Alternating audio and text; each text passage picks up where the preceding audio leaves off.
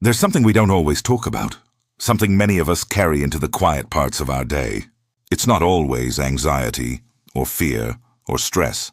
Sometimes it's guilt, the weight of something we said in the heat of the moment, the habit we thought we'd break by now, the memory that still stings, even after all this time. Maybe it was years ago, or maybe it was just last night. But it lingers.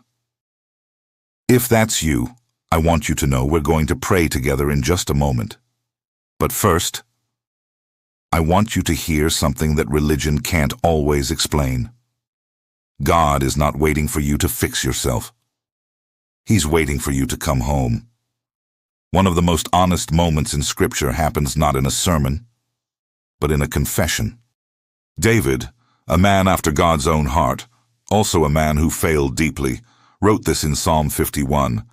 "Create in me a clean heart, O God, and renew a right spirit within me." He didn't ask for a second chance to prove himself. He didn't say, "I'll try harder next time." He asked for something only God can do, a clean heart. There's a reason why David was called a man after God's own heart. Not because he was perfect, but because when he fell, he knew where to fall. He fell toward mercy. And that's what I want to remind you of today. You are not disqualified by your worst moments. You are not beyond the reach of grace. God does not wait for you to earn your way back. He sent Jesus to bring you back. The cross isn't a symbol of shame. It's the greatest act of love the world has ever seen. 1 John 1:9 tells us plainly, "If we confess our sins, He is faithful and just to forgive us." Not maybe, not if we're good enough. He is faithful. That means when we come to Him, not pretending, not performing, but confessing, He doesn't hesitate. He forgives, because of what Jesus already did. You see, forgiveness isn't the reward for a clean track record. It's the gift given to the broken. And that's every one of us. So today's prayer isn't about earning mercy. It's about receiving what God already poured out at the cross. It's about believing that Jesus meant it when He said, "It is finished." Maybe there's something you've never told anyone, something that haunts you when it's quiet. You love God, but you feel stuck in a cycle. Sin, shame, silence. Repeat. Can I tell you something? God's love doesn't run out when your strength does. Even when you fall again, even when you don't have the words, the Holy Spirit is still interceding. The Father is still listening.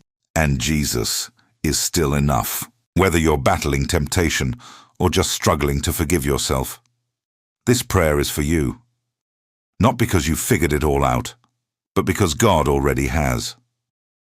So if your heart feels heavy, if your past feels louder than your future, come before Him now, not with fear, but with faith. Let's pray. Heavenly Father, You know every part of me. Not just the good I try to show others, but the thoughts no one else hears. The choices I wish I could undo. The sins I carry in silence. And yet, You still invite me to come. Not with shame, but with surrender.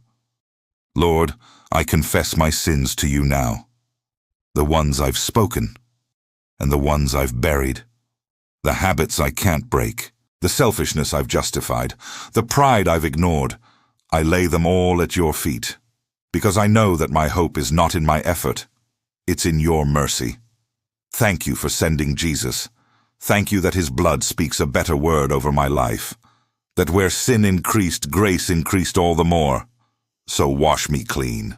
Create in me a new heart, not a perfect heart, but a surrendered one.